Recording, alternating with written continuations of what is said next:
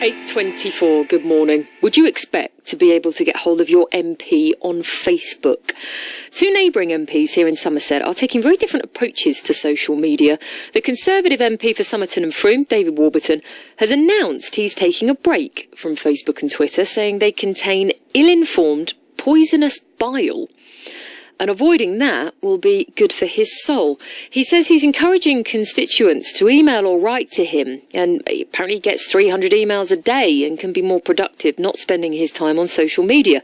Meanwhile, the Conservative MP for Wells, James Heappey, is starting an online video diary. You may have heard the term vlog before.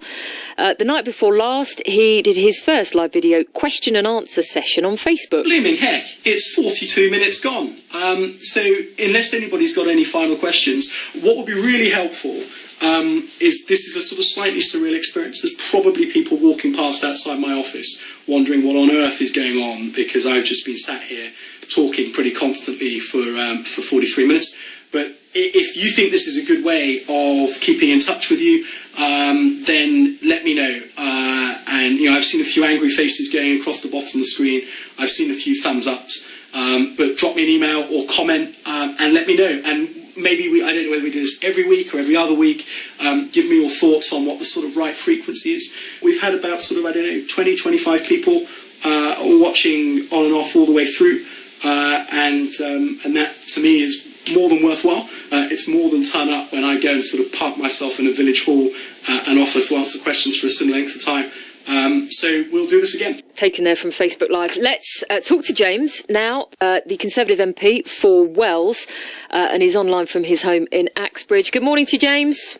Morning, Claire. So, why have you decided to do this? Ramp up the old social media? Well, I tell you, it was an interesting experience going around on the doorstep for the last 6 or 7 weeks. There were lots and lots of people that we'd helped, lots of communities we'd done stuff in, and very often they knew what we'd done, obviously, because it was for them. But I had not been very good at communicating what I was doing, either through the local press, but neither through social media. And I thought, well, actually, look, a better way of keeping people in touch with what I'm up to and making sure that I know what their priorities are to use social media. And Facebook, I think, sort of probably well over half my constituents are likely to be on Facebook. So it seems to me to be the right platform to try and achieve that. Interesting, because I know the Facebook Live Q&A, you said you had more people interact there than in a standard surgery session. We hear it's quite a quiet one at Cheddar Library last week. Yeah. I mean, so surgeries, in any case, people tend to want to come to those because they've got an issue that they want you to sort. They're probably not going to make the journey to come and see you just to sort of ask you about your view about loos on Burnham Beach. And so I think that they'll sort of serve rather different audiences. I've been doing a Skype surgery as well each week since I was first elected in 2015, which is sort of a new thing.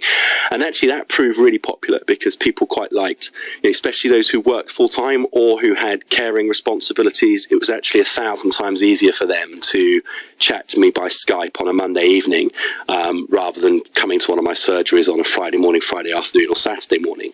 So it's just about trying to find different ways to connect with different people. And I was rather surprised because all I could see when I was doing the thing was the sort of total number of people that were on at any time, and that was fluctuating between sort of 20 and 30. But actually it turns out that a lot of those, rather unsurprisingly, because I'd be bored of myself after 45 minutes, that people were sort of coming and going, and actually saw about 500 people had engaged with it over the 45 minutes I was doing it, which, when you think about it, means that people weren't hanging around for long. Each answer was probably boring enough by the sounds of it. But I just think it might be an interesting way of trying to do business. And there were one or two people that popped up and in fantastic Facebook style called me things that you can't say at 8:20 in the morning. But most people were, regardless of their politics, and a lot of people still had their general election sort of ribbons underneath their profile pictures. So there were people from all parties sort of grudgingly or enthusiastically enjoying what I was doing, so I'm tempted to keep it going. And how do you cope with that? I mean, we heard David Warburton say he's taken a break because of ill-informed poisonous bile, saying it's going to be good for his soul. Don't get me wrong, I completely get it when you're out there and you get people hurling abuse at you because they just simply either don't like the sound of your voice or the way you say something. For you, for politicians, it could be even tougher. How do you cope, and do you think you will continue to be able to cope with putting yourself on that front line and add your face to this, be face to face with how they can respond to you? So, firstly, it's amazing that when you're actually face to face, people on the doorstep, you get a fraction of the grief that you get on social media. In fact, I'd say, you get almost no grief at all on the doorstep, because people, when they're face to face, they remember that you're both humans and they tend to be a bit politer. You do get some bad comments on social media, and you've got to have a thick skin, because that's sort of, if you were to be put off by those bad comments, you'd never use the platform, and then you'd be missing out on reaching people in that way. I just think that, I've stopped reading social media last thing at night and first thing at morning, because that was certainly not good for the soul. Yeah.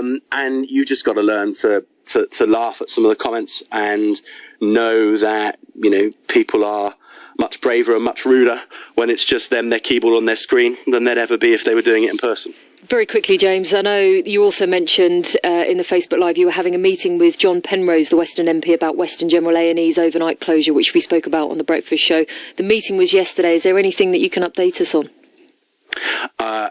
No, because it didn't happen. I ran late for something, so I'm supposed to be catching up with John on the phone later today. Thanks, Claire. You've just exposed my inability to follow my diary. Sorry. I will post something on Facebook once I've spoken to John and update people. We'll check that. We'll do it all again tomorrow. Okay, James, thanks very much for your time. James Heappey there, Conservative MP for Wells. Mega Orcs.